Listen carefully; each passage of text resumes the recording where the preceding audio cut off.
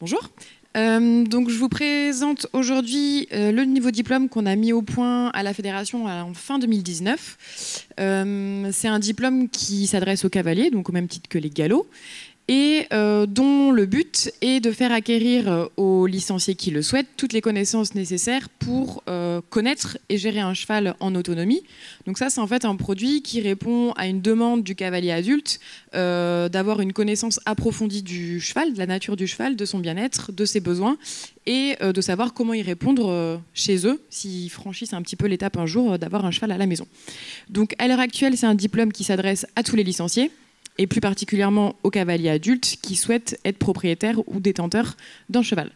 C'est un diplôme qui a une durée de validité. Pourquoi ? Parce que les connaissances relatives au cheval, elles évoluent, et les obligations administratives qui sont relatives à la détention d'un cheval peuvent aussi évoluer. Donc ce diplôme-là, il a une validité de 5 ans, et au bout de 5 ans, il y aura un petit recyclage de manière à ce qu'on puisse actualiser les connaissances des licenciés s'il y a eu des évolutions en la matière. Alors, comment ça fonctionne ? Comme vous le disait Céline, on a deux parties. On a une partie qui est théorique, qui aborde toute la partie, on va dire, science équine, le comportement naturel du cheval. Ça va être savoir comment le cheval appréhende l'environnement, comment il y voit, comment il entend, comment il interagit avec ses congénères. Déjà comprendre que c'est un animal social qui a besoin de contact, et puis comment lui offrir tout ça dans sa vie au quotidien. Être capable de repérer un cheval en bonne santé. Donc le but, c'est pas de demander au licencié d'être un vétérinaire, mais au contraire de savoir quand est-ce que c'est normal et quand est-ce que ça ne l'est plus. Et à quel moment il est censé se référer à un professionnel de santé. Connaître les principales maladies et comment les prévenir. Et surtout, la partie importante, également, toutes les obligations relatives à la détention d'un cheval. Est-ce que j'ai des démarches à faire si j'ai un cheval à la maison ? La réponse, elle est oui, mais quelles sont-elles et à quel organisme s'adresser pour les faire ? Et ce qui est très important aussi, vers quelles sources se tourner pour actualiser ces connaissances qui sont souvent sujettes à évolution.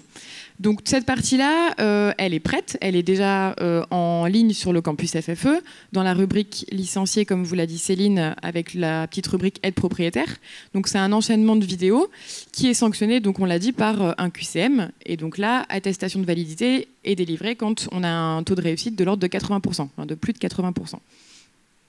Donc ça, c'est pour la première partie, la partie théorique.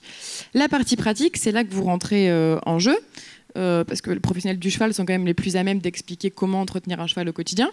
On a mis au point, nous, un module pratique test qu'on a testé à la Motte avec des participants volontaires pour essayer un petit peu de balayer toutes les étapes que peut rencontrer un propriétaire de cheval à la maison. Ça va être aller nourrir les chevaux et se rendre compte qu'est-ce qui est normal ou qu'est-ce qui n'est pas normal dans le comportement du cheval. Ça va être faire les premiers soins vraiment bénins s'il y a un petit incident, et au contraire savoir quels renseignements donner au vétérinaire quand on l'appelle s'il y a un problème. Et là, dans cette partie-là, c'est pas de la technique équestre qui est concernée, c'est vraiment la manipulation du cheval et comment le gérer en sécurité à la maison.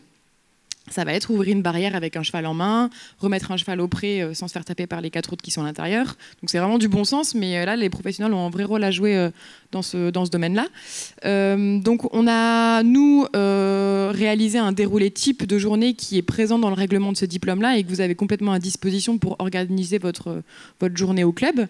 Et à savoir également que pour les cavaliers qui auraient un galop 4 ou plus, cette partie-là peut être obtenue par équivalence parce qu'on estime que c'est le niveau un peu seuil à partir duquel le cavalier est un peu autonome.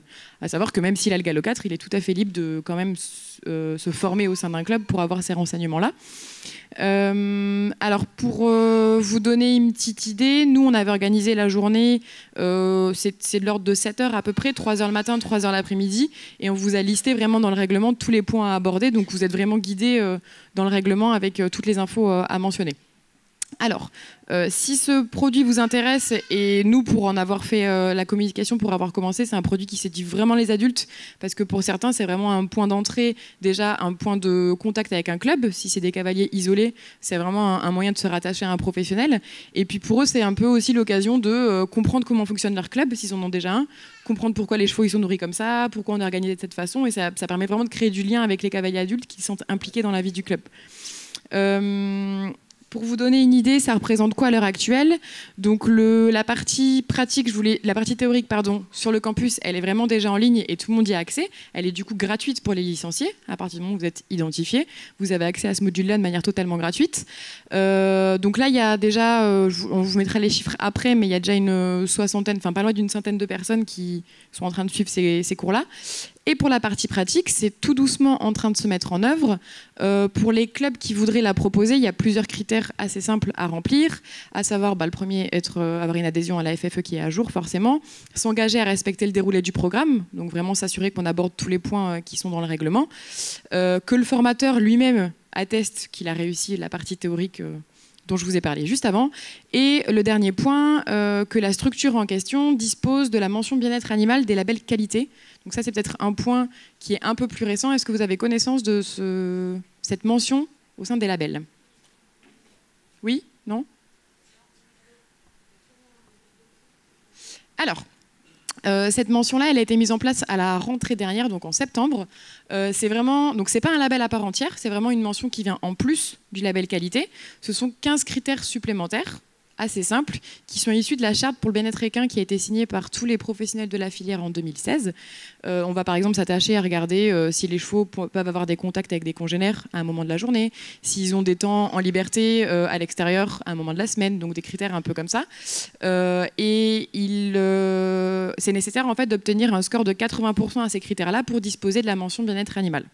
Donc avant que la question n'arrive et que vous me demandiez, oui mais moi l'auditeur il est passé il y a 2 semaines pour mon label École française d'équitation, il est possible de contacter le service qualité et de leur indiquer que vous souhaitez avoir cette mention-là. Et à partir de là, on a une petite liste d'attente qui est réalisée et quand l'auditeur passe à proximité de votre structure pour voir un autre club, il peut tout à fait passer pour simplement remplir ces critères-là. Donc voilà, donc ça c'est un peu la nouveauté. Une fois que vous remplissez tous ces critères-là, vous avez la possibilité de demander à être agréé pour dispenser le module pratique de la capacité détenteur. À titre d'information, on a déjà une dizaine de clubs qui sont agréés ou en passe de l'être. Et on a du coup les premières formations qui étaient prévues, si je ne dis pas de bêtises, Céline, au mois de février dans cette structure. C'est ça, février et quelques-unes aux vacances dernières. Donc on a une soixantaine de personnes qui ont déjà commencé la formation, qui l'ont terminée en ligne, et donc déjà des cavaliers qui ont réalisé la formation pratique. Et après, cette petite capacité détenteur d'équidé, elle figure sur la licence du licencié directement en ligne. Donc tous les professionnels qui ont un diplôme d'enseignant, au final, vous avez simplement la partie théorique à faire en ligne, les petites vidéos à regarder, à se remettre un petit peu à jour, puis l'attestation de réussite, et puis vous avez votre capacité après par équivalence avec le Gallo 4. Voilà, peut-être si vous avez des questions à la fois sur le campus ou sur la capacité. Moi, j'aurais rajouté quelque chose que vous ne pouvez pas dire. Ça, c'est quelque chose qui vient encore charger l'activité et le quotidien de ceux qui touchent les chevaux. Mais c'est aussi de l'anticipation, parce que demain, le bien-être animal, ça va nous tomber dessus. Et il va falloir avoir une qualification pour détenir des chevaux, comme pour certains chiens. Il va y avoir des obligations de suivi, comme ça se passe en Suisse, avec des contrôles de la gendarmerie, tout, des références, etc. Donc, au lieu de le subir et au lieu de l'attendre, ça c'est une anticipation pour que effectivement ça revienne dans les clubs et que ce soit les clubs qui soient considérés comme des experts en la matière et qui puissent assurer ces formations-là. Donc prenez pas ça comme la création ou l'encouragement à des cavaliers de sortir des clubs pour avoir leurs chevaux chez eux.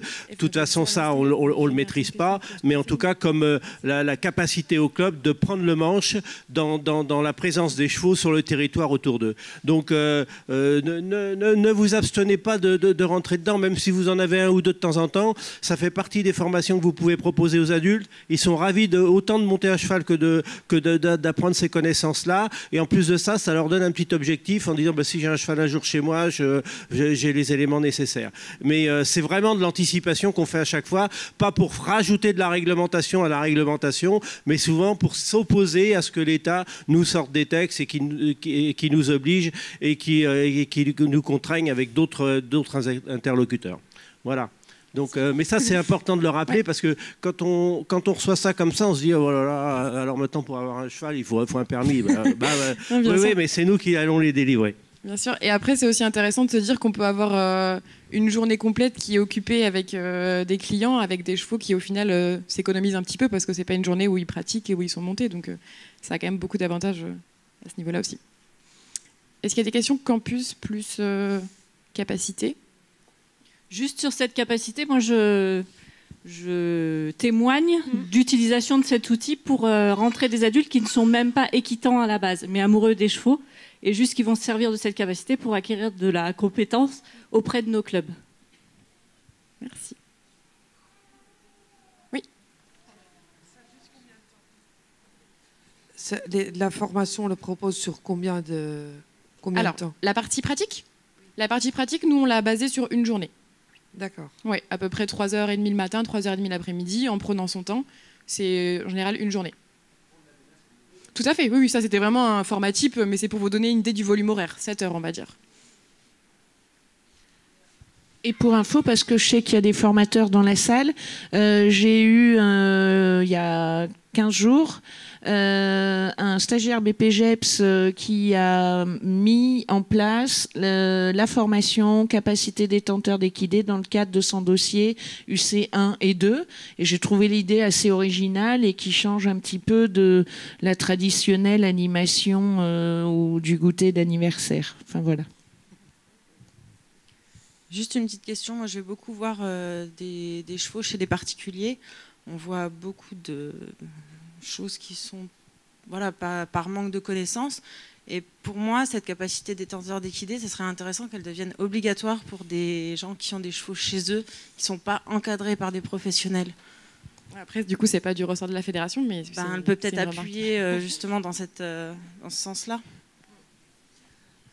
Oui, mais en fait, ces gens-là, de toute façon, comme ça a été dit précédemment, il y a des réglementations qui existent déjà en Europe, dans d'autres pays. Donc forcément, vu qu'il y a une harmonisation à un moment donné, ça va arriver chez nous. L'avantage, c'est que voilà, c'est aussi l'occasion à la fois on parle de l'adulte qui veut devenir propriétaire, mais sans forcément l'avoir chez soi.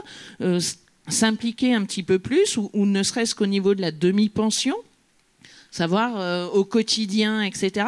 Mais aussi la personne qui a gardé le poney à la retraite de la fille aînée chez lui et qui, en fait, ne sait pas. Comme je le disais, attention, le campus, la clé d'entrée, c'est la licence. Donc pourquoi pas aussi bénéficier de nouveaux licenciés qui vont venir chercher chez vous de la convivialité, une communauté d'équitants avec un langage commun.